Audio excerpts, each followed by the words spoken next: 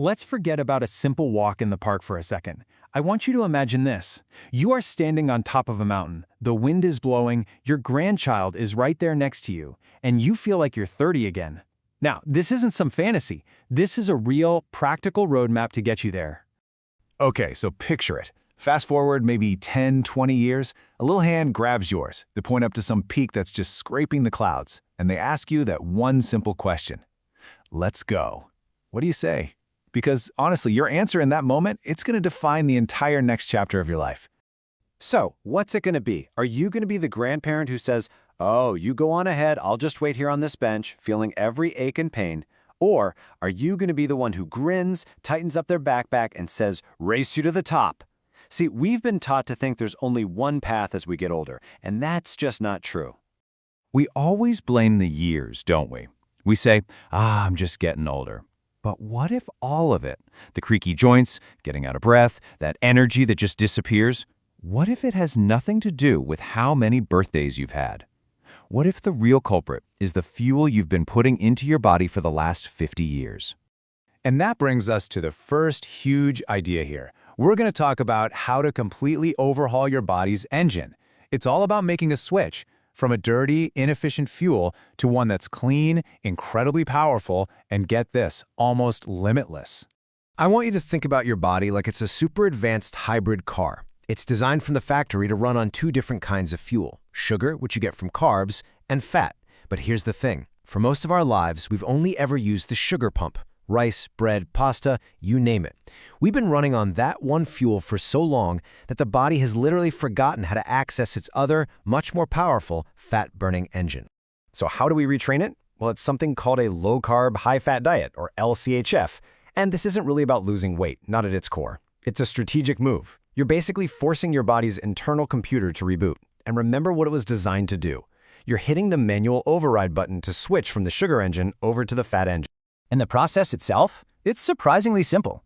First, you just stop putting in the sugar, so you drastically cut back on those carbs. Then, you start giving it the right fuel to make the change. Good, healthy fats, things like meat, butter, avocados.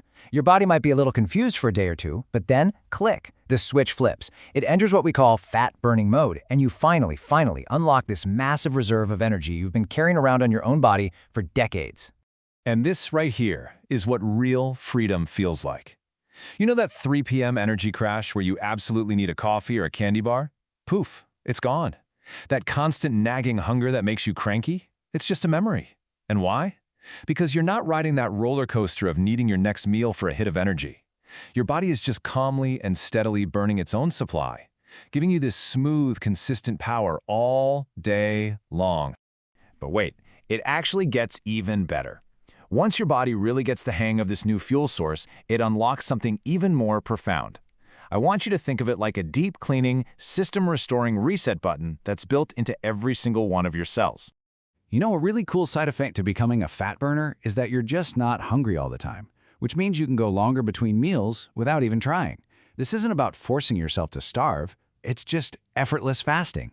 And it's in these quiet periods of not eating that your body's oldest and most powerful healing program finally gets a chance to turn on.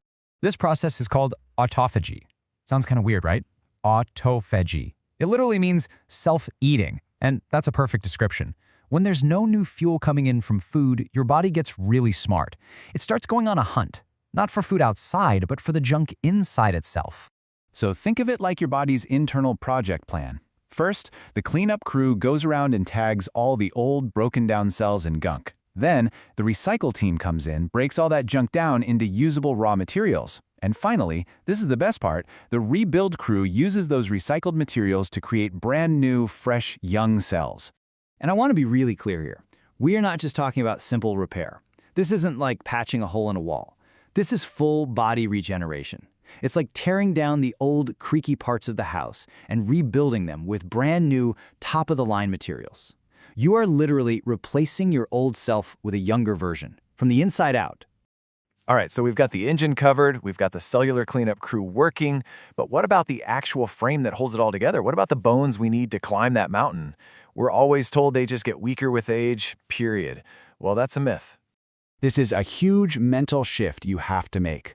Your bones are not dead, chalky things like you see in a museum. They are alive. They are dynamic tissue. Every single day, your body is breaking down a little bit of old bone and laying down new bone to replace it. Your skeleton is in a constant state of renovation. So the key then is, what materials are you using for that renovation? You can build with cheap junk, or you can build with steel. A diet that's rich in protein and minerals that gives you the high-quality raw materials. And at the same time, by getting rid of the sugar, you eliminate the inflammation that actively makes your bones weaker. 3. Just remember that number. 3. It might not sound like a lot, but this number, it represents one of the most hopeful, incredible timelines in all of human biology. Yep, in about 3 years of giving your body the right building blocks and taking away the stuff that tears it down, every single cell in your skeleton can be replaced. The weak, porous frame of a 70-year-old can be systematically rebuilt into the strong, dense frame of a 30-year-old. And that's not a metaphor. That's just biology. So, we've talked about all the science, right? The how. But honestly, none of it really matters if we don't understand the why. Why would you go through all this? Why change habits you've had your whole life? Well, it comes down to what you leave behind. You know, we spend so much of our lives trying to build up a financial legacy, to leave something in the bank for our kids and our grandkids. And that's a wonderful thing. But the greatest gifts, they can't be put in a bank account. The greatest inheritance you could ever give is your presence, your energy. It's the memory of you, sweating and laughing right there beside them on the trail. It's the story you'll all tell about standing on that summit together, looking out at the whole world. Those moments, that's what a life is built from. The science is here.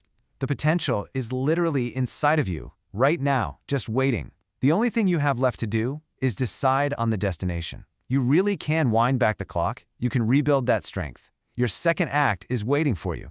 So the only question left is, what mountain will you climb?